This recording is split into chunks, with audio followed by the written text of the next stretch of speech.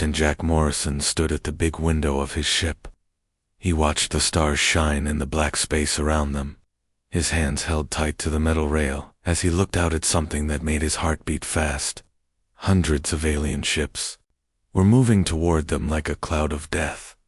The ship under his feet was old, very old. The UES Defiant had been flying through space for 40 years. Its metal walls had dents and scratches from many battles. The engines made strange noises. That worried the crew, but it was still flying, and that was all that mattered right now. Lieutenant Amy Carter walked up to him. She was young and smart, with short brown hair and serious eyes. In her hands was a datapad that glowed with bad news. "Sir, we have counted over 300 enemy ships," she said. Her voice was steady, but Jack could hear the worry underneath. "They are getting ready to attack our colonies." Jack nodded, but did not look away from the window. Each alien ship out there was bigger and stronger than his old Defiant. They had weapons that could destroy whole planets. They had shields that could stop any human weapon, and there were so many of them. "What kinds of ships are we looking at?" Jack asked. Amy looked at her datapad. "The crystal ships belong to the Zephyrians. They shine like diamonds, but can cut through our hulls like paper. The big gray ones are Corvin warships. Each one is like a flying fortress. The small fast ones that move in groups are from the Thrix, and those weird glowing ones that seem to bend space around them are Lumina ships." Commander Lisa Hayes joined them at the window. She was Jack's second in command and had been with him for 10 years. Her red hair was pulled back tight, and her green eyes looked angry. "They are sending messages to all our colonies," Lisa said. "They want all humans to leave this part of space and go back to Earth. They say we do not belong here." Jack felt anger rise in his chest. Humans had been exploring space for 50 years. They had built small colonies on peaceful worlds. They traded with anyone who would talk to them. They had never attacked anyone first. But the older alien races did not like seeing humans spread across the galaxy. "How long before they start shooting?" Jack asked. "Our computers say they will be ready to attack in 12 hours, Amy answered. "They are moving their ships into fighting positions. Our spies think they plan to destroy our colonies one by one to show everyone how weak humans are." Jack looked at the alien fleet again. The Zephyrian ships looked like giant crystals floating in space. They were beautiful and deadly. The Corvin ships were massive blocks of metal and weapons. The Thrix sent hundreds of small ships that moved together like a swarm of angry bees. The Lumina ships were hard to look at because they bent light around themselves. "Send a message to Earth," Jack said. "Tell them we are staying here. Tell them that if these aliens want to hurt our people, they will have to go through us first." Lisa looked at him with surprise. "Sir, we are just one ship. They have 300. It would be suicide." Jack smiled, but it was not a happy smile. "Maybe, but humans have never been good at knowing when to give up.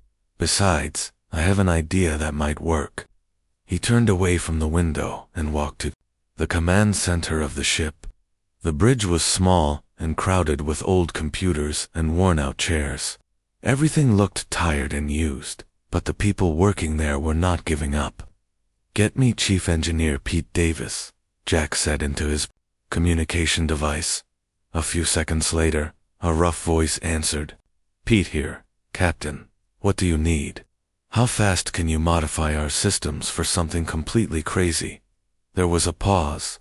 "How crazy are we talking, sir?" "The kind of crazy that might save every human colony in this sector." Pete laughed, but it sounded worried. "Give me 8 hours, and I can make this old ship do things it was never supposed to do. But I cannot promise it will not blow up in the process." "Do it," Jack said. "And Pete, make sure everyone knows that what we are about to try has never been done before." As the crew began working on Jack's plan, the alien fleet continued to move closer. They did not seem worried about the single human ship floating in their path. To them, the Defiant was like a fly buzzing around an elephant. They would brush it aside when they were ready. But they did not know about human stubbornness. They did not know that humans had survived ice ages and wars and disasters that would have killed other species. They did not know that when humans were pushed into a corner, they became the most dangerous creatures in the galaxy. Amy Carter worked at her computer, watching the alien ships get closer. "Sir, they are talking about us on their communication channels. They think we are cute for trying to stop them." "Let them think that," Jack said. "Sometimes being underestimated is the best weapon you can have." The next few hours passed quickly. All over the ship, people worked to make Jack's impossible plan come true. They took apart systems and put them back together in new ways. They connected computers that were never meant to work together. They pushed the old ship's engines beyond their limits. Chief Pete worked in the hot, noisy engine room. Sweat dripped down his face as he and his team made changes to systems that were already struggling to keep working. Sparks flew from control panels as they forced new connections. "This is either going to work perfectly or kill us all," Pete said to his assistant, a young woman named Kelly Brooks. "What are the chances it will work?" Kelly asked. Pete wiped sweat from his forehead and grinned. "About the same as the chances of a snowball surviving in hell. But we are humans, so we are going to try anyway." On the bridge, Lisa Hayes looked at the data coming from the engine room. "Jack, what Pete is doing down there should be impossible. The power levels he is talking about would destroy any normal ship." "Good thing we are not normal," Jack replied. "Amy, how are the aliens doing?" "Still moving into attack position. They have not even bothered to scan us properly. As far as they know, we are just an old ship with old weapons." Jack sat down in his captain's chair. It was worn and comfortable, like an old friend. He had sat in this chair through many battles and close calls. But nothing had ever been as important as what they were about to do. "All departments, report readiness," he said. One by one, the voices came back over the communication system. Each department was pushing their equipment to the breaking point, but they were ready. "Sir," Amy said, "the alien fleet is beginning their final approach. In 6 hours, they will be in position to start attacking our colonies." Jack nodded. "Then we better make sure they never get the chance." He looked around the bridge at his crew. These people had chosen to stay and fight, even though they knew they would probably die. They could have run away. They could have hidden somewhere safe. But they were human, and humans did not abandon their friends. "Everyone listen," Jack said, his voice carrying to every part of the ship. "In a few hours, we are going to do something that will either save our colonies or get us all killed. But either way, we are going to show these aliens that humans do not go quietly into the dark." The crew cheered, and Jack felt proud of them. They were about to face impossible odds with an old ship and a crazy plan, but they were ready to try because that was what humans did. They never gave up, no matter how bad things looked. Outside the window, the alien fleet continued to approach.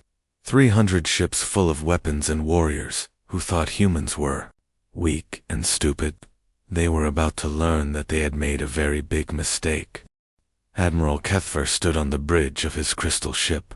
The Zephyrian's body was made of living crystal that changed colors with his emotions. Right now he glowed with calm blue light as he looked at the reports from his officers. "Admiral," said his tactical officer, "the human ship is still sitting there.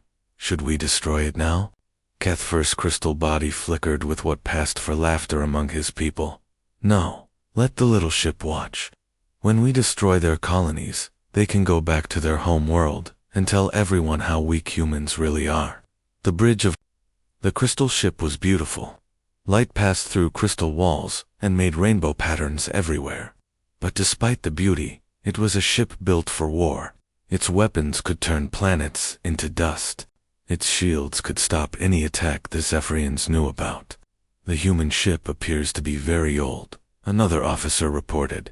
"Our scans show it has been patched and repaired many times. It should not even be able to fly." "Exactly," Kethfer said. It is a perfect example of human technology. Old, broken, and hopeless. On the Defiant, Captain Jack Morrison listened to the alien communications through Amy's translation computer. The aliens were talking about humans like they were insects that needed to be stepped on. "Sir," Amy said, "they are really not taking us seriously. The Corvin Admiral just made a bet about how long we will last. He thinks we will run away before the fighting starts." Jack smiled coldly. "Good. The more they ignore us, the better our plan will work." Chief Pete's voice came through the communication system. "Captain, we have finished the modifications. But I have to tell you, what we built down here should not be possible." "Explain it to me like I am 5 years old," Jack said. Pete's voice was excited, but worried. "We took our communication system and connected it to our weapons. Then we linked that to our power core and our computer. We also added some parts from the life support system and the artificial gravity generator." "And what does all that do?" Lisa asked. "It lets us talk to their ships in a way they will not expect. Think of it like this. Imagine all their ships are connected by invisible telephone wires. We figured out how to send a message that will blow up every telephone at the same time." Jack nodded. "How much power will it need?" "All of it, sir. Every bit of energy this ship can produce. We will have to shut down life support, gravity, lights, everything. We will have about 10 minutes of air after we fire. And if it does not work, then we all die anyway, so it does not matter." Amy looked up from her computer. "Sir, the alien fleet is moving into their final attack positions. They have split into 12 groups, each one aimed at a different human colony." Jack walked to the big window again. The alien ships looked like a wall of death spreading across the stars. Each group had enough firepower to destroy a planet. Together, they could wipe out every human settlement in this part of space. "How many people live on those colonies?" Jack asked. "About 2 million, sir," Lisa answered quietly. "Families, children, old people. They are counting on us to protect them." Jack felt the weight of all those lives pressing down on him. 2 million people who would die if the Defiant failed. But he also felt something else. A burning anger at the aliens, who thought they could just erase human settlements like they were nothing. Commander Lisa Hayes was working at her station, coordinating with all departments. Engineering reports, "The new system is ready." Weapons says they have never seen anything like what Pete built. Medical is preparing for power loss. "What about our escape plan?" Jack asked. Lisa looked at him with serious eyes. "Sir, there is no escape plan. If this works, we will be floating dead in space with no power. If it does not work, we will be floating dead in space full of holes." "At least we will be consistent," Jack said with dark humor. The alien fleet continued to move into position. The Zephyrian crystal ships took the lead, their beautiful forms glowing with deadly energy. Behind them came the massive Corvin dreadnoughts, each one the size of a small city. The Thrick sent clouds of small ships that moved like schools of fish.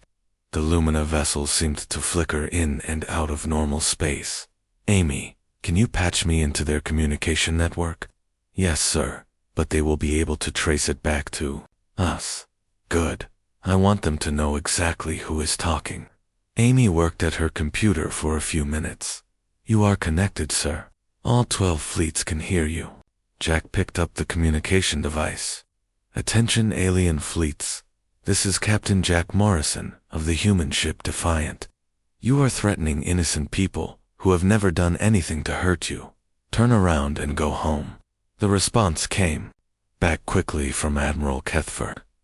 The translator made his crystal voice sound cold and arrogant. "Little human, you are brave, but stupid. Move your broken ship out of our way, or we will destroy you, along with your colonies." "I have a better idea," Jack replied. "How about you try to destroy us right now, and see what happens?" There was silence from the alien fleet. Then the Corvin Admiral's deep voice came through the speakers. "Are you challenging our entire fleet to single combat?" Do you know how many ships we have? I counted 317, Jack said calmly. Seems like a fair fight to me. The aliens began talking among themselves on their private channels. Amy listened to their conversations and translated for the bridge crew. They think you have lost your mind, sir, she reported. The Thrix hive mind is trying to figure out if humans are naturally insane or if space travel made us crazy. What do you think, Amy? I think we are crazy, sir, but the good kind of crazy. Chief Pete's voice came through the speakers again. Captain, our power levels are at maximum. The new system is ready to fire, but once we start, there is no stopping it. Jack looked around the bridge at his crew. Amy Carter sat at her computer, ready to target every alien ship at once. Lisa Hayes was at the command station, prepared to coordinate the attack. All around the ship, 43 crew members were ready to risk everything to save 2 million strangers. Sir, Amy said, the alien fleets are beginning their attack. Runs on the colonies. Long-range sensors show them charging their weapons. Time until they reach firing range. 8 minutes, sir. Jack sat down in his captain's chair one last time. The old ship hummed around him with more energy than it had ever contained. Every system was pushed beyond its limits. The air itself seemed to vibrate with barely controlled power. All hands, this is the captain, he announced to the whole ship. What we are about to do has never been tried before. We are going to show these aliens that humans do not give up, do not surrender, and do not let bullies hurt innocent people. He paused and looked at his crew. I am proud to serve with all of you. Whatever happens in the next few minutes, remember that we chose to stand and fight when no one else could. The crew responded with cheers that echoed through the old ship. They were ready to die to save people they had never met. That was what made humans special in a galaxy full of selfish species. Amy, lock onto every ship in their fleet. Locked on, sir. All 317 targets are in our system. Pete, how does the power core look? Holding steady at maximum, sir. We are ready to unleash hell. Jack looked out at the alien fleet one more time. They were beautiful and terrible, like metal angels of death flying through the stars. They thought humans were weak because human ships were old and patched. They thought humans were cowards because humans tried to talk before fighting. They were about to learn that they had badly misjudged the species they were threatening. Lisa signaled the colonies. Tell them to get ready for a light show. Message. Sent, sir. Jack's hand moved to the firing control. Everything they had worked for came down to this moment. Either their impossible plan would work, or they would die trying. All stations report ready for firing sequence. Weapons ready. Engineering ready. Navigation ready. Communications ready. Jack took a deep breath. Then let's show them what happens when you threaten human families. His finger hovered over the button that would either save the colonies or destroy the Defiant. Outside, 317 alien ships continued their attack run, completely unaware that their fate had already been decided by an old human ship and a crew that refused to give up. Jack Morrison's finger pressed down on the firing button. For a moment, nothing seemed to happen. The bridge was quiet, except for the humming of overloaded systems. Then the entire ship shook as every bit of power it could produce was channeled into Pete's impossible weapon. Firing sequence initiated, Amy reported, her voice tight with concentration. All enemy ships are locked into our targeting system. The weapon they had built was not like anything else in the galaxy. Most space weapons shot energy beams or missiles that you could see flying through space. But the Defiant's new weapon was invisible. It traveled through the communication networks that connected all the alien ships together. Energy pulse away. Pete's voice came through the speakers. Impact in 5 seconds. Jack watched the tactical display that showed all the alien ships as red dots. 317 enemy vessels, each one more powerful than his old ship. But they all had one weakness that they did not know about. 4 seconds, Amy counted down. Every advanced species in the galaxy used quantum communication systems to coordinate their fleets. The systems let ships talk to each other instantly across vast distances. The aliens thought these networks made them stronger and smarter. 3 seconds. But Pete and his engineering team had discovered something the aliens missed. The same quantum connections that let ships talk to each other could also be used to send destructive energy pulses directly into their main computers. 2 seconds. It was like having a telephone line connected to a bomb. When someone called the number, the bomb would explode. Except in this case, all 317 ships were connected to the same network. 1 second. Jack held his breath. Everything depended on the next few moments. Impact, Amy announced. At first, the alien fleet looked unchanged. The crystal ships still glowed with their beautiful light. The massive Corvin dreadnoughts still moved forward like unstoppable fortresses. The swarms of Thrix fighters still buzzed through space in perfect formation. Then the lights started going out. Sir, Amy's voice was excited and amazed. I am detecting massive system failures across their entire fleet. The energy pulse is spreading through their network faster than we expected. On the bridge of the Zephyrian flagship, Admiral Kethfer watched in horror as his beautiful crystal bridge began to flicker and dim. Warning lights flashed red across every surface as his officers reported disasters from all over the ship. Admiral, we are losing power to all primary systems, his tactical officer said, his voice distorted by panic. The pulse somehow got into our quantum network and is overloading everything connected to it. How is that possible? Kethfer demanded. His crystal body had turned from calm blue to angry red. Our networks are completely secure. But even as he spoke, more systems failed. The ship's weapons went offline. Life support began to shut down. The beautiful crystal wall started to crack as the energy that held them together was drained away. Amy, give me a damage report on their fleet, Jack ordered. Amy's fingers flew over her computer as she analyzed the data streaming in from their sensors. Sir, it is working better than we hoped. 63 ships have lost all power completely. Another 112 are reporting critical system failures. The beauty of their weapon was that it got stronger as it spread.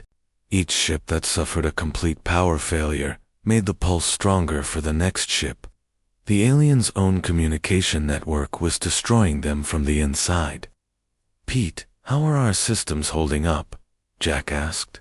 We are running on emergency power only, sir, Pete replied, but all critical systems are still working. The ship held together better than I expected. Lisa monitored the alien communications as they turned from confident attack orders to panicked distress calls. Sir, they are trying to disconnect from their network, but the pulse is moving too fast. The Corvin ships are attempting emergency shutdowns, but their computers are not responding. Jack walked to the window and watched the destruction spread through the enemy fleet. It was like watching dominoes fall, except each domino was a warship that could destroy planets. The Thrix swarm ships, which normally moved together like a single organism, began to scatter wildly as their collective mind was torn apart by the pulse. The Lumina vessels, which could bend space and time, found their reality-warping abilities turning against them. Time since we fired? Jack asked.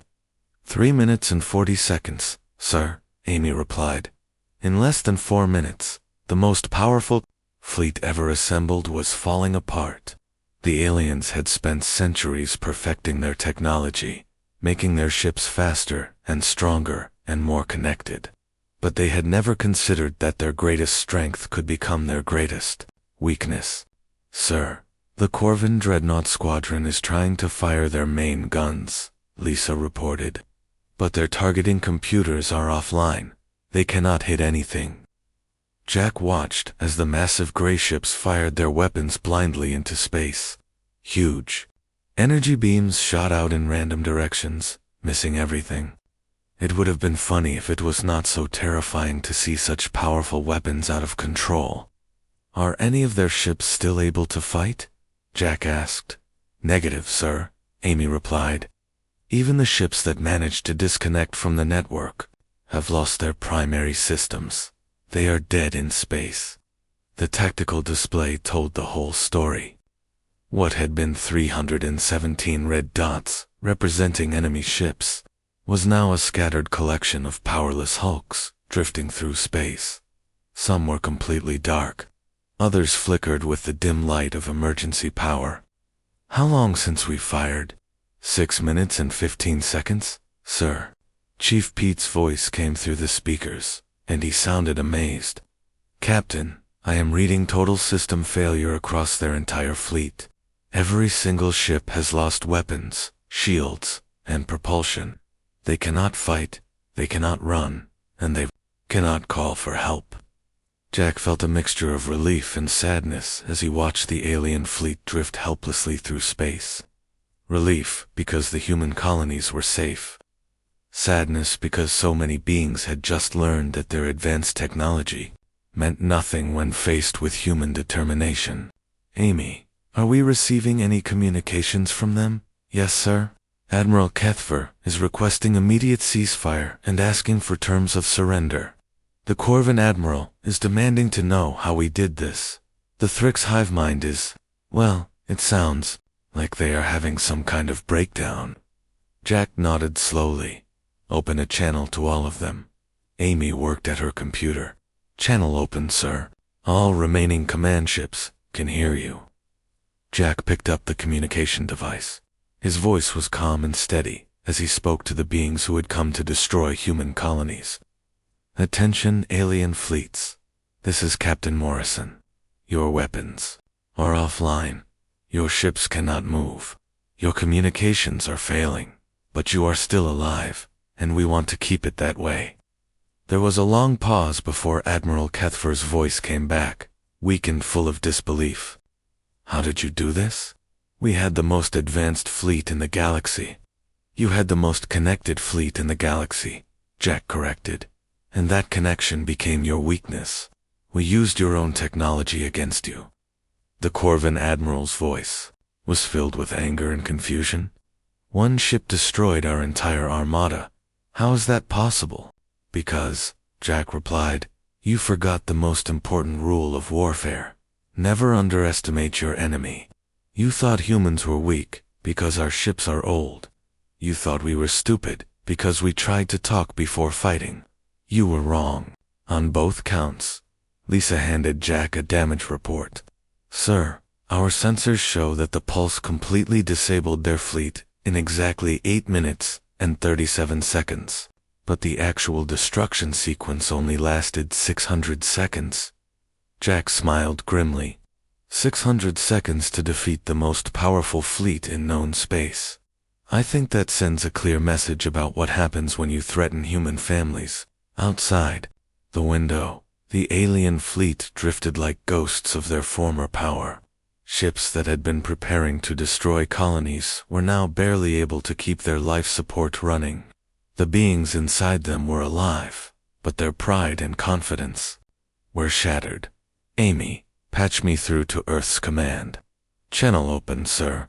Earth command. This is Captain Morrison aboard the UES Defiant. The alien threat has been neutralized. All human colonies are safe. The enemy fleet has been completely disabled and is requesting terms of surrender. The response came back immediately, filled with amazement and joy.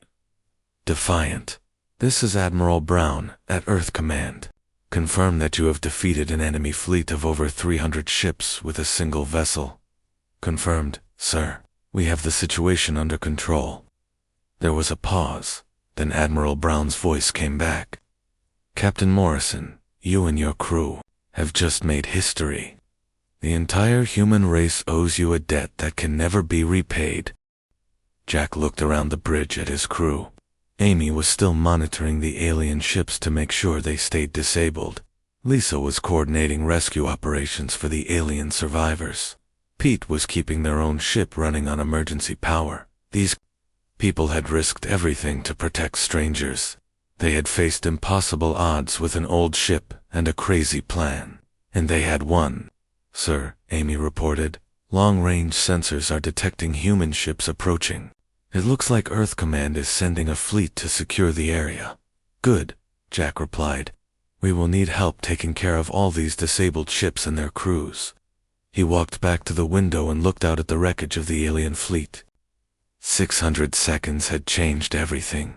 The aliens had learned that humans were not weak. Earth had learned that one ship could change the course of history. And the galaxy had learned that sometimes the most primitive species could teach the most advanced lessons. The Defiant floated among the disabled alien ships like a wolf among sleeping sheep. It was still old, still patched and repaired, still making strange noises. But it was also the ship that had saved human civilization and earned the respect of every species in the galaxy. In 600 seconds, everything had changed. The aliens would never again dismiss humans as primitive or weak. The colonies were safe, and the galaxy had a new understanding of what happened when you pushed humans too far. Jack Morrison had pressed a button and changed the course of galactic history. Not bad for an old ship and a crew that refused to give up. The destruction was beautiful and terrible to watch. Admiral Kethfer stood on his darkening bridge as his crystal ship died around him. The walls that had once glowed with living light were now cracked and dim. His officers moved frantically between control stations that no longer responded to their touch. Admiral, we have lost contact with all fleet squadrons, his communication officer reported. The harmonic quality that made Zephyrian voices so musical was gone, replaced by static and desperation. The quantum network is completely corrupted. On the bridge of the massive Corvin dreadnought Iron Fist, Admiral Voss watched his tactical displays go dark one by one. The ship that had never been defeated in 200 years of warfare was now as helpless as a newborn. Damage report, Voss commanded, his voice echoing through the metal corridors. All weapons offline, sir, his tactical officer replied. Shields down, propulsion dead. The energy pulse somehow got into our main computer core and fried everything connected to it. How long until we can restore power? Unknown, sir. The damage is unlike anything we have ever seen. It is as if every circuit in the ship was designed to self-destruct at exactly the same moment. Back on the Defiant, Captain Jack Morrison watched. The tactical display, as red dots representing enemy ships blinked out of existence. Not because they were destroyed, but because they could no longer send signals to identify themselves. Amy, give me a complete status report on their fleet, Jack ordered. Lieutenant Amy Carter worked at her computer, analyzing the flood of data coming from their sensors. Sir, the cascade effect is spreading faster than our most optimistic projections. We now have complete power failures in 97 ships. Another 153 vessels are reporting critical system malfunctions. The weapon that Chief Pete had built was working exactly as designed, but the results were beyond anything they had expected. The quantum pulse traveled through the alien communication network like a virus, reaching every connected system and causing them to overload. What about the ships that tried to disconnect from the network? Jack asked. They managed to avoid the worst of the cascade, but they still lost most of their primary systems, Amy replied. Their computers shut down when they detected the pulse coming through their network. It was an automatic safety feature, but it left them blind and helpless. Commander Lisa Hayes monitored the alien communications as they devolved into chaos. Sir, we are receiving distress calls from across their entire fleet. They are requesting immediate medical assistance and asking for terms of surrender. Jack nodded grimly. He had not wanted to cause this much destruction, but the aliens had forced his hand. They had come to destroy human colonies filled with innocent families. They had threatened to wipe out 2 million people just to prove that humans were weak. Pete, how are our systems holding up? Jack asked. Chief Engineer Pete Davis's voice came through the speakers, tired but satisfied. We are running on emergency power only, sir, but all essential systems are stable. The energy drain was enormous, but the old girl held together. Jack smiled slightly. The Defiant had been written off as obsolete by Earth Command. Other captains had been given newer, more powerful ships. But Jack had stayed with his old vessel because he knew that sometimes experience mattered more than raw power. Time since Cascade initiation, Jack asked. 7 minutes and 43 seconds, sir, Amy replied, in less than 8 minutes. The most powerful fleet ever assembled had been reduced to floating scrap metal. The aliens had spent centuries perfecting their technology, building ships that could cross the galaxy in days, and weapons that could crack planets. But they had made one critical mistake. They had connected everything. The Thrix hive mind, which normally allowed thousands of small ships to act as one organism, had become a weakness. When the pulse hit their collective consciousness, it confused and scattered them. Individual ships crashed into each other as their pilots lost the shared awareness that told them where they were. Sir, I am detecting explosions aboard several Thrix vessels, Amy reported. It looks like they are colliding with each other. Without their hive mind to coordinate movement, they do not know how to fly. Jack felt a pang of sadness for the insectoid aliens. Their entire species was built around working together. Without their shared consciousness, they were lost and frightened. Can we help them? Already on it, sir? Lisa replied. I have sent navigation data to their ships to help them avoid more collisions. That was what made humans different from the other species, Jack thought. Even in the middle of a battle, they tried to help their enemies avoid unnecessary death. The Lumina energy beings were having their own problems. Their ships, which could bend space and time, had found their reality warp abilities turned against them. Several of their vessels had accidentally phased themselves out of normal space-time and were now trapped in dimensions they could not escape from. Amy, can we get a message to the Lumina ships? I can try, sir, but their communication methods are very different from ours. Tell them to stop using their phase-shifting abilities. The Cascade has corrupted their dimensional controls. Jack watched as one of the glowing Lumina ships flickered in and out of existence like a broken light bulb. Each time it reappeared, it was in a slightly different location. The crew inside must be terrified, as their ship jumped randomly through space. Message sent, sir. The Lumina ship is acknowledging and attempting to stabilize. Time check. 9 minutes and 12 seconds since Cascade initiation. The massive Corvin dreadnoughts were suffering from a different problem. Their ships were so heavily armored and shielded that the crew inside was trapped. With power systems down, the emergency exits would not open. The air recycling systems had stopped working. They were slowly suffocating inside their own protective shells. Lisa, can we beam some of our people over to help with their life support? Working on it, sir. Chief Pete says he can jury-rig our transporter to work without full power. Jack appreciated his crew's dedication to preserving life, even enemy life. The aliens had come to commit genocide against human colonies, but now that they were helpless, the humans were trying to save them. Sir, Amy called out, I am reading massive system failures across their entire command structure. Admiral Kethfer Est flagship has lost all power. The Corvin command ship is dead in space. Even their backup systems have failed. Jack walked to the main viewing window and looked out at the alien fleet.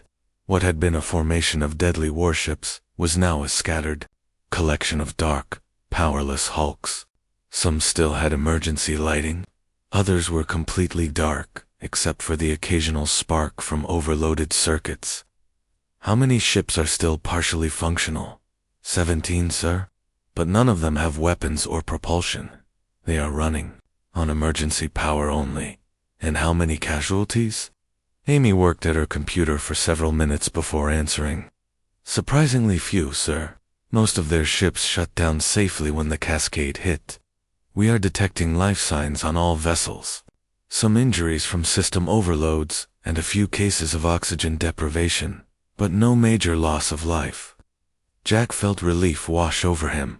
The goal had never been to kill the aliens, just to stop them from attacking human colonies.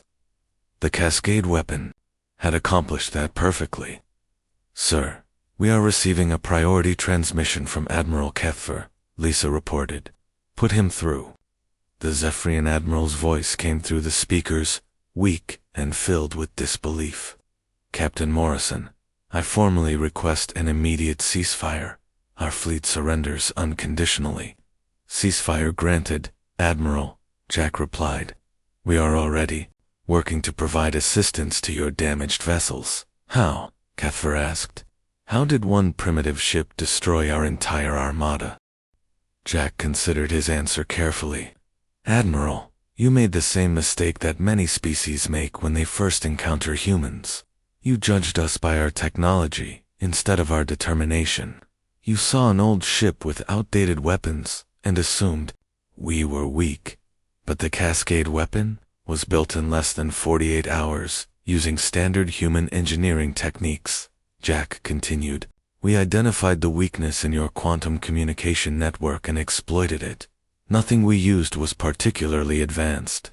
We just used it in a way you never expected." There was a long silence before Kethfer spoke again. "Your species is more dangerous than we realized." "Only when threatened," Jack replied. "Humans prefer peace and cooperation. But when someone tries to hurt our families, we become very creative about solving the problem." Amy looked up from her console. "Sir, total engagement time from Cascade initiation to complete fleet disable was exactly 9 minutes and 53 seconds. But the actual destruction sequence lasted only 600 seconds. Jack nodded slowly. 600 seconds to disable. The most powerful fleet in galactic history. I think that sends a clear message about the price of underestimating humanity." He looked around the bridge at his crew. They had accomplished something that would be remembered for centuries. A single old ship with a crew of 43 had defeated an armada of 317 vessels without firing a single traditional weapon. "Lisa, what is the status of our rescue operations?" "Teams are standing by to assist with life support on the Corvin ships. Medical is preparing to treat casualties, and Pete says he can help repair some of their basic systems once our own power is restored." Jack smiled. Even after defeating their enemies, humans were trying to help them. That was what would ultimately set humanity apart in the galaxy. Not their weapons or their technology, but their refusal to let others suffer unnecessarily. "Sir, long-range sensors are detecting the Earth fleet approaching," Amy reported. "Admiral Brown's ships will be here in 6 hours." "Good. We are going to need help securing all these disabled vessels and caring for their crews." Jack looked out at the wreckage of the alien fleet one more time. In 600 seconds, everything had changed. The aliens would never again see humans as primitive or weak. The colonies were safe, and the galaxy had learned a valuable lesson about the dangers of underestimating the newest species to reach the stars. The Defiant floated among the disabled, ships like a victorious warrior standing over fallen opponents. It was still old, still patched, still making strange noises. But it was also the ship that had changed the course of galactic history in exactly 600 seconds of perfectly executed devastation. 3 days after the battle, Captain Jack Morrison stood in a room that had never been designed for someone like him. The Galactic Council chamber was enormous, with seats for representatives from hundreds of different species. The walls were made of crystal that showed the stars beyond, and the air itself seemed to shimmer with advanced technology. But today, all eyes were on the human captain in his worn uniform. The beings who had once dismissed humanity as primitive now listened to every word he said.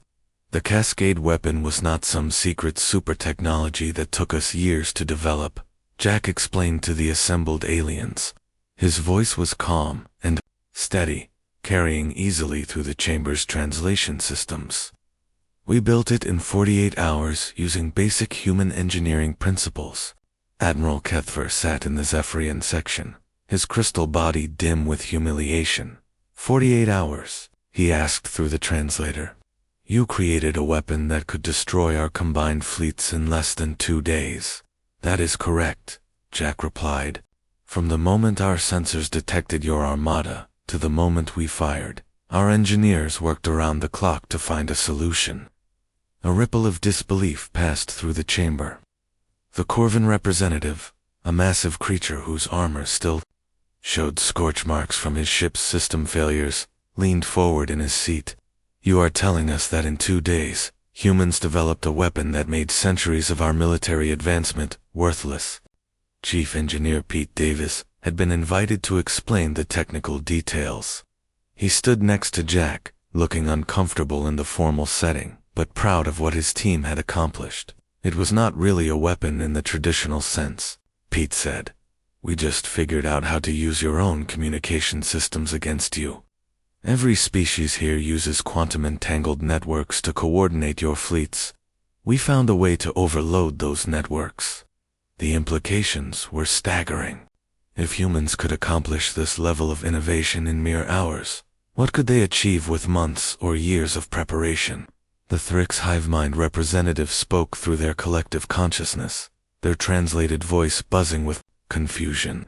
Your species demonstrated that our most advanced technologies can be turned into weapons against us. How can we feel safe knowing that humans can do this? Jack's expression softened slightly, the same way humans feel safe living next to neighbors who own powerful weapons.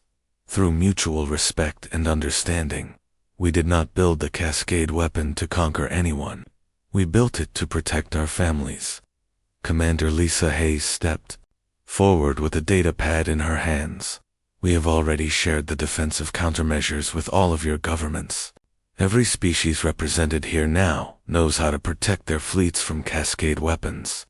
The Lumina energy being flickered with what might have been surprise. You gave us the defenses. Why would you share information that could be used against you? Because, Jack replied, humans believe that security comes from cooperation, not from keeping secrets. We have leveled the playing field instead of trying to dominate it. Lieutenant Amy Carter had been monitoring communications from across the galaxy.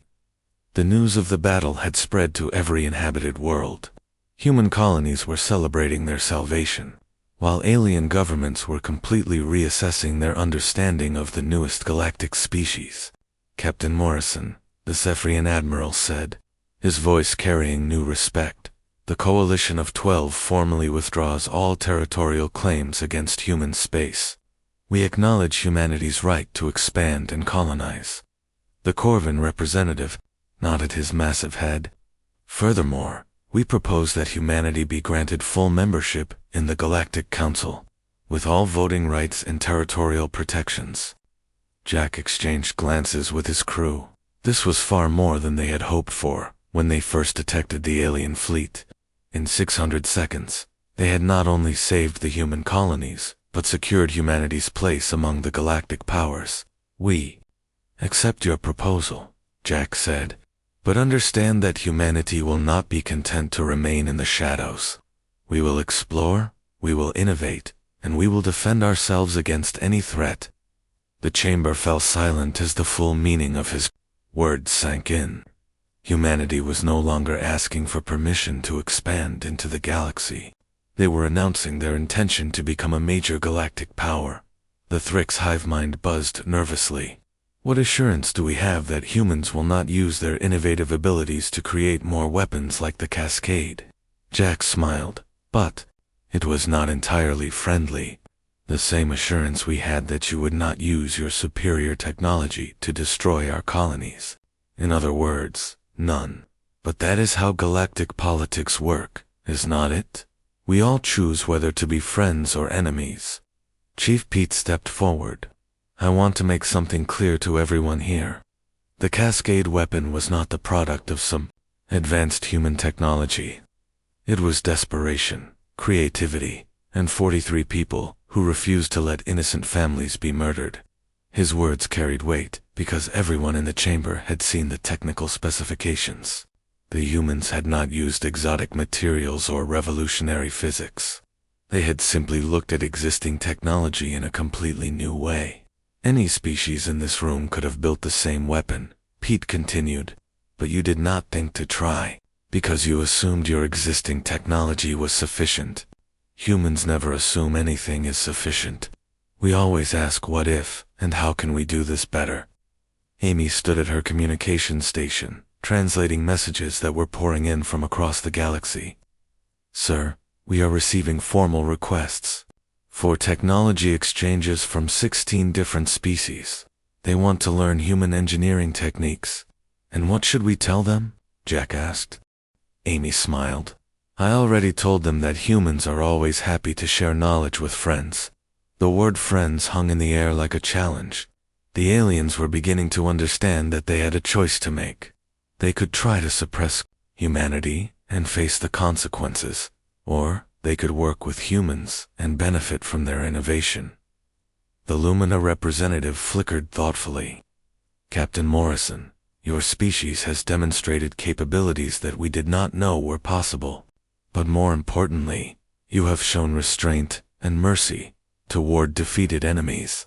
This suggests that humans might be ... suitable partners. We have always been suitable partners, Jack replied. You just needed to see us as equals instead of primitives. As the formal negotiations continued, Jack walked to one of the crystal walls and looked out at the stars. Somewhere out there, human families were going about their daily lives, never knowing how close they had come to extinction. Children were playing in the streets of New Boston. Farmers were tending their crops. On Harmony Colony, scientists were making new discoveries on Research Station Alpha. All of them were safe because an old ship and a determined crew had refused to accept defeat. Sir, Lisa approached him. The Council has officially voted. Humanity is now a full member of the Galactic Council. We have been granted voting rights, territorial protection, and access to all galactic trade routes. Jack nodded, but his expression remained serious. And what do they expect in return? That we continue to share our innovations and help maintain galactic peace. Fair enough. Amy joined them at the window. Sir, Earth Command is promoting you to Admiral. You are being placed in charge of the new Galactic Defense Initiative. What about the Defiant? She is being retired to the Smithsonian Space Museum on Earth. Millions of people want to see the ship that changed galactic history. Jack felt a pang of sadness. The old ship had been his home for 15 years. But he understood that the Defiant had earned her place in history. And the crew. We are being given our choice of assignments, Amy replied. I am going to the new Deep Space Exploration Command. Lisa is taking command of the Diplomatic Corps. Pete is heading up the Advanced Engineering Division. Jack smiled. His people were moving on to bigger and better things, just as they deserved. 6 months later, the EU's Defiant sat in the center of the Smithsonian Space Museum. Visitors from Earth and dozens of other worlds came to see the ship that had defeated the most powerful fleet in galactic history. Children pressed their faces against the windows, trying to imagine what it had been like during those crucial 600 seconds. A plaque next to the ship told the story in simple words. In 600 seconds, this vessel and her crew of 43 changed the course of galactic history. They proved that determination and innovation can overcome any odds. But the real legacy of the Defiant was not the ship itself. It was the new understanding that had spread across the galaxy. Never again would any species dismiss humans as primitive or weak. The Coalition of 12 had learned that lesson in 600 seconds of devastating precision in the halls of the Galactic Council. A new saying had emerged among the diplomatic corps. It takes only one human ship to change the course of history. The Coalition had learned this lesson the hard way, and the galaxy would never be the same. Admiral Jack Morrison stood on the bridge of his new flagship, the UES Determination, and looked out at the stars. Somewhere out there were new worlds to explore, new species to meet, and new challenges to face. But he was not worried. Humans had proven that they belonged among the stars, and if anyone tried to threaten human families again, They would learn the same lesson that the Coalition had learned. Never underestimate the species that survived ice ages and world wars. Never dismiss the people who turned desperation into innovation. Never ignore the human ship. The battle had lasted only 600 seconds, but its consequences would echo through the galaxy for generations to come. Humanity had announced their arrival on the galactic stage, not with words or treaties, but with the kind of demonstration that no one would ever forget. The aliens had ignored the human ship until it erased an entire fleet in 600 seconds. Now they would never ignore humanity again.